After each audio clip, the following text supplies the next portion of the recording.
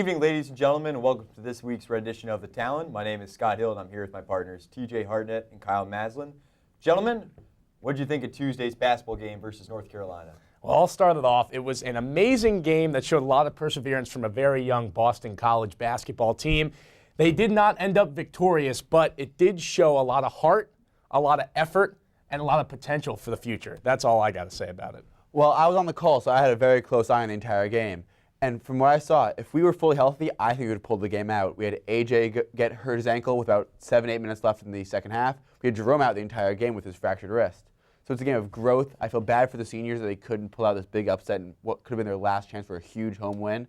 But for all the freshmen, it's really a huge shot in learning how to compete with the real big boys in college basketball. Absolutely. And I don't know if you guys saw it, but the performance from Dennis Clifford, someone that's gone through so much trouble, so much hurt, and so much perseverance in his life, someone that over his 5 years here at Boston College really hasn't gained any true status at this school. He really had a great game, didn't he, Scott?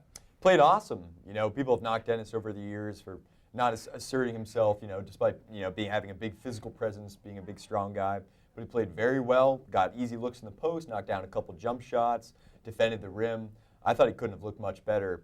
And, it's partly, he's a big reason why they're able to overcome the loss of Jerome Robinson and A.J. Turner and almost spring the upset. Yeah, one of the key things about Clifford was UNC's a bigger basketball team than we are, but he only had 6 offensive rebounds the entire game. And that's all because of Dennis Clifford. Dennis Clifford knew how to position himself against the UNC bigs, and he knew how to make sure they wouldn't get their hands for second chance and easy layups for a lot of the game.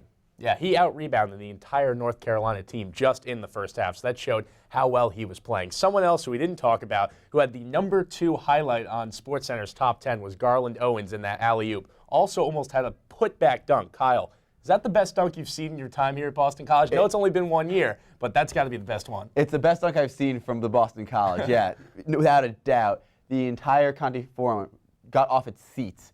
It was electric. I've heard from seniors and juniors, they've never seen Conte as electric as it was in that game, and especially after Owens dunked it. Absolutely. We're speaking to a junior right here. Is that the best Conte you've ever seen in that atmosphere? Definitely. That was so much fun. You guys know Chris Paul was in the house. There had a real electric feel about it. We played Carolina. We took an early lead. I think we led at halftime.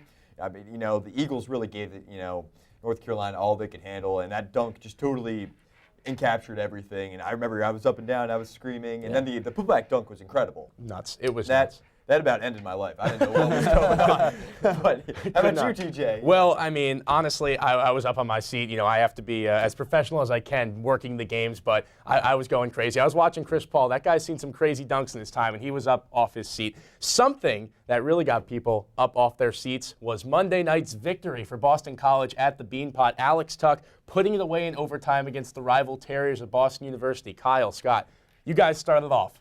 Crazy game. We are the champions of Boston. Did we deserve it? 100%.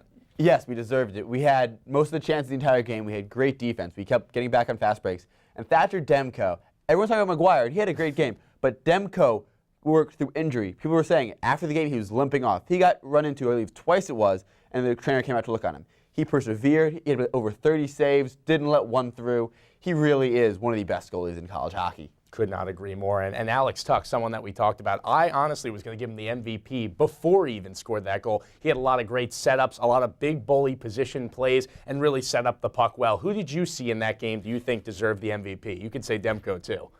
Yeah, I mean, Demko should be given consideration. Obviously, everything Colin White does, draws, the attention to the defense. I mean, he's incredible. And then, Tuck, who had a slow start to the season, has really come on so strong. And now, for the second-ranked Eagles, they really are going to have every chance, in the world to win the national championship. And, yeah, I think, Tuck is as worthy as anyone. Yeah, like you said, second-ranked Boston College team with the new rankings that came out. They've got a couple big games coming up against Vermont, UMass Lowell, another top-ranked team. They're sitting at the top of Hockey East right now. They're looking to get that number 1 seed. Kyle, how do you see Boston College positioning themselves in Hockey East going forward?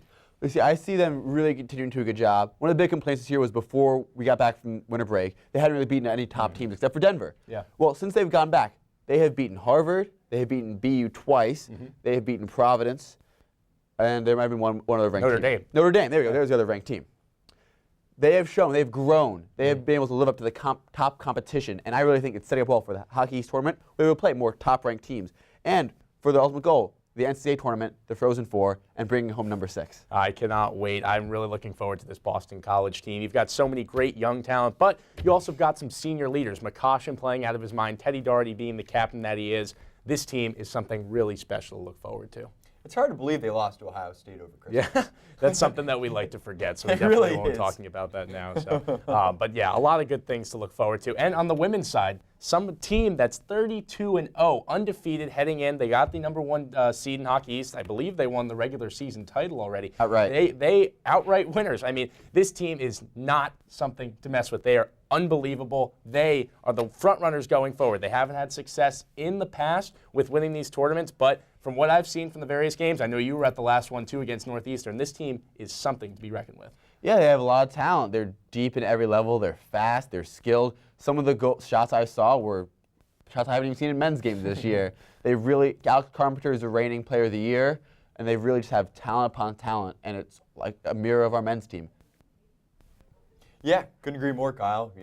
Really talented, team led by the most talented player in college hockey. It is true. She's been recognized. Yeah. So, with the experience, with the skill, with all the pieces coming together, we're full steam ahead. Yeah. I see no reason why, the unbeaten streak shouldn't continue. I'm looking to capture both hockey titles. I think that pretty much wraps it up, right? Unless you got anything else you want to talk about. No, I think we're good, gentlemen. Fantastic. Thank you guys for joining us. If you want to sign us off, you brought us in. Why not take it home, Scott? All right, TJ. Yeah, thank you for joining us this week on the Talon. Tune back in next week to hear more excellent sports analysis. Once again, I'm Scott Hill. TJ Hartnett. And Kyle Maslan. Have a good night, everybody.